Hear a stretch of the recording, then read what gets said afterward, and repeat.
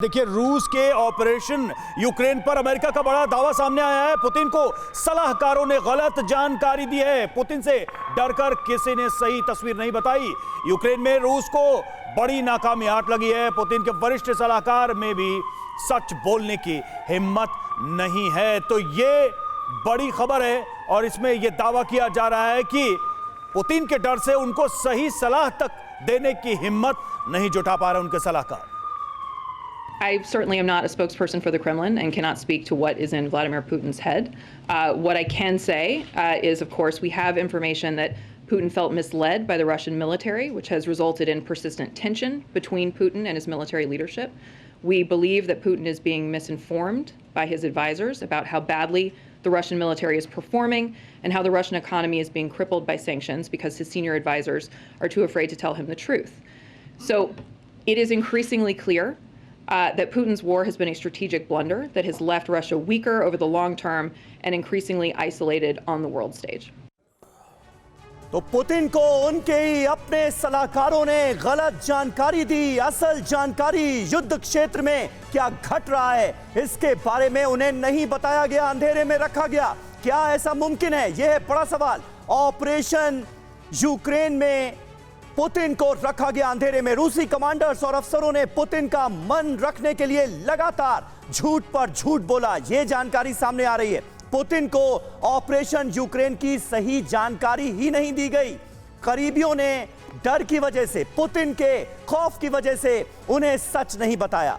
रूसी सेना के संघर्ष के बारे में पुतिन से कोई एक बार भी नहीं बोला। यानी वास्तु स्थिति क्या है मैदान जंग की, उसके बारे में सही इल्म नहीं था पुतिन को। ऑपरेशन लंबा खिंचने से अब पुतिन और शीर्ष अफसरों में तनाव के हालात हैं। मॉस्को में पुतिन के गुस्से का कोई सामना नहीं करना चाहता। रक्षा मंत्री सर्गेई शोइगु में भी पुतिन को सच बताने की हिम्मत नहीं थी। अब पुतिन क्या चाहते हैं यह समझना बहुत मुश्किल हो रहा है। झूठी रिपोर्ट की वजह से रूस के एक्शन और बातों में फर्क साफ तौर पर नजर आ रहा है। पश्चिमी प्रतिबंधों के असर पर भी पुतिन को कोई सच बताने वाला नहीं था। ये अमेरिका की तरफ से किया गया है बड़ा दावा। इस दावे को आप किस तरह से देखते हैं? क्योंकि जंग के जो हालात हैं उसमें यह दावा प्रबल नजर आता है कि जो घट रहा है उसके बारे में सही इल्म ही नहीं हो पाया पुतिन को। इस वजह से उनकी स्ट्रैटेजी फेल हुई। नहीं, मैं नहीं समझता हूँ कि स्ट्रैटेजी फेल हुई। और फॉग ऑफ वॉर में इस तरह के इन्फॉर्मेशन जो सिंपैथेटिक मीडिया है वो देता है। तो ये कहना कि पुतिन फेल कर गए, अपने आप में ये आकलन ठीक नहीं हो। सर, 36वां दिन है युद्ध का। कहा 10-15 दिन में युद्ध खत्म, यूक्रेन पर कब्जा, ज़ेलेंस्की का सरेंडर, ये बातें हो रही थी। ये किसने बातें की? कभी पुतिन से आपने सुना उसने कहा मैं 10 दिन में युद्ध खत्म कर दूंगा, मैं 10 दिन में यूक्रेन इतने बड़े देश पर कब्जा कर लूंगा?